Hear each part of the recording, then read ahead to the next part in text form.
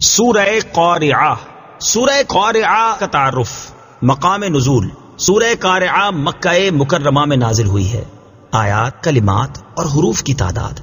اس سورت میں 1 رکوع، 11 آیتیں، 36 کلمے اور 152 حروف ہیں.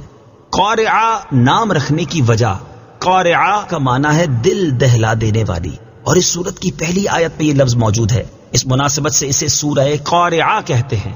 سورہ قارعہ کے مضامین. اس سورت کا مرکزی مضمون یہ ہے کہ اس میں قیامت کی ہولناکیاں بیان کی گئی ہیں، اور اس میں یہ مضامین بیان ہوئے ہیں. نمبر 1، اس سورت کی ابتدا میں بتایا گیا کہ قیامت کی دہشت اور سختی سے تمام لوگوں کے دل دہل جائیں گے، اور میدان قیامت میں لوگ پھیلے ہوئے پروانوں کی طرح ہوں گے، اور پہاڑ ریزہ ریزہ ہو کر دھلی ہوئی اون کے ریزوں کی طرح اڑیں گے.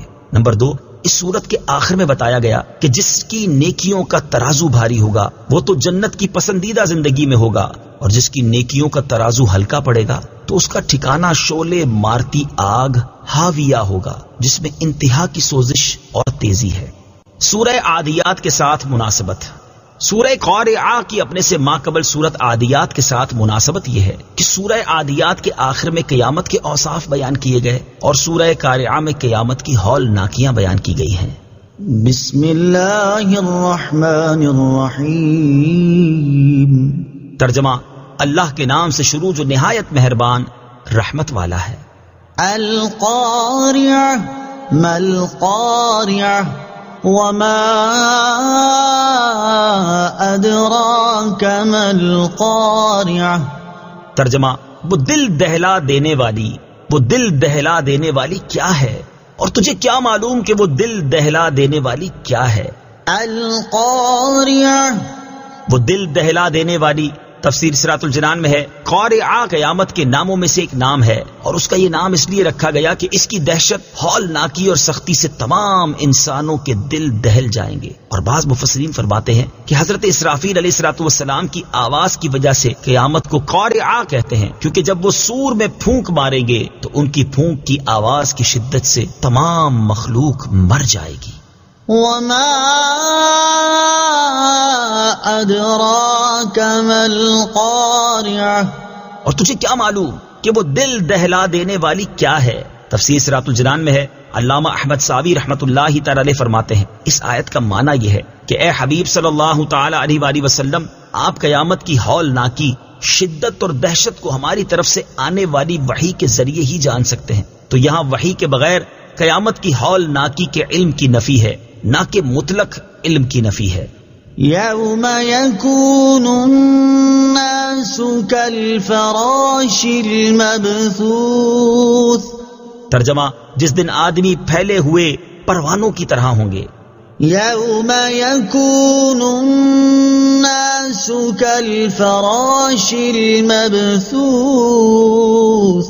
جس دن آدمی پھیلے ہوئے پروانوں کی طرح ہوں گے. تفسیر صراط الجنان میں ہے یعنی جس طرح پروانے شعلے پر گرتے وقت منتشر ہوتے ہیں، اور ان کے لیے کوئی ایک جہت معین نہیں ہوتی بلکہ ہر ایک دوسرے کے خلاف جہت سے جاتا ہے. یہی حال قیامت کے دن مخلوق کے انتشار کا ہوگا کہ جب انہیں قبروں سے اٹھایا جائے گا تو وہ پھیلے ہوئے پروانوں کی طرح منتشر ہوں گے، اور ہر ایک دوسرے کے خلاف جہت کی طرف جا رہا ہوگا. یاد رہے کہ اس آیت میں قبروں سے اٹھتے وقت مخلوق کے انتشار کو پھیلے ہوئے پروانوں کے ساتھ تشبیہ دی گئی ہے، جبکہ ان آیات یوم یدعو الداعی الی شیء نکر خش عن ابصارهم یخرجون من الاجداث کأنهم جراد منتشر. ترجمہ: جس دن پکارنے والا ایک سخت انجان بات کی طرف بلائے گا تو ان کی آنکھیں نیچے جھکی ہوئی ہوں گی، اس حال میں قبروں سے نکلیں گے گویا وہ پھیلی ہوئی ٹڈیاں ہیں. میں مخلوق کی کثرت کی وجہ سے انہیں پھیلی ہوئی ٹڈیوں سے تشبیہ دی گئی ہے. وَتَكُونُ الْجِبَالُ كَالْعِهْنِ الْمَنفُوشِ. ترجمہ: اور پہاڑ رنگ برنگی دھنکی ہوئی اون کی طرح ہو جائیں گے. وَتَكُونُ الْجِبَالُ كَالْعِهْنِ الْمَنفُوشِ. اور پہاڑ رنگ برنگی دھنکی ہوئی اون کی طرح ہو جائیں گے. تفسیر صراط الجنان میں ہے، یعنی دل دہلا دینے والی قیامت کی ہولناکی اور دہشت سے بلند و بالا اور مضبوط ترین پہاڑوں کا یہ حال ہوگا کہ وہ ریزہ ریزہ ہو کر ہوا میں اس طرح اڑتے پھریں گے جس طرح رنگ برنگی اون کے ریزے دھنتے وقت ہوا میں اڑتے ہیں، تو اس وقت کمزور انسان کا حال کیا ہوگا؟ فَأَمَّا مَن ثَقُلَتْ مَوَازِينُهُ فَهُوَ فِي عِيشَةٍ رَاضِيَةٍ وَأَمَّا مَنْ خَفَّتْ مَوَازِينُهُ فَأُمُّهُ هَاوِيَةٌ وَمَا أَدْرَاكَ مَا هِيَهْ نَارٌ حَامِيَةٌ۔ ترجمہ: تو بہرحال جس کے ترازو بھاری ہوں گے وہ تو پسندیدہ زندگی میں ہوگا، اور بہرحال جس کے ترازو ہلکے پڑیں گے تو اس کا ٹھکانہ ہاویہ ہوگا۔ اور تجھے کیا معلوم کہ وہ کیا ہے؟ ایک شعلے مارتی آگ ہے۔ فَأَمَّا مَن ثَقُلَتْ مَوَازِينُهُ، تو بہرحال جس کے ترازو بھاری ہوں گے۔ تفسیر صراط الجنان میں ہے، قیامت کا حال ذکر کرنے کے بعد یہاں سے قیامت کے دن مخلوق کی دو قسمیں بیان فرمائی گئیں۔ چنانچہ اس آیت اور اس کے بعد والی 5 آیات کا خلاصہ یہ ہے کہ قیامت کے دن حق کی پیروی کرنے کی وجہ سے جس کی نیکیوں کے ترازو بھاری ہوں گے اور اس کے وزن دار نیک عمل زیادہ ہوں گے، وہ تو جنت کی پسندیدہ زندگی میں ہوگا، اور جس کی نیکیوں کے ترازو اس وجہ سے ہلکے پڑیں گے کہ وہ باطل کی پیروی کیا کرتا تھا، تو اس کا ٹھکانہ ہاویہ ہوگا۔ اور تجھے کیا معلوم کہ وہ کیا ہے؟ وہ ایک شعلے مارتی آگ ہے جس میں انتہا کی سوزش اور تیزی ہے۔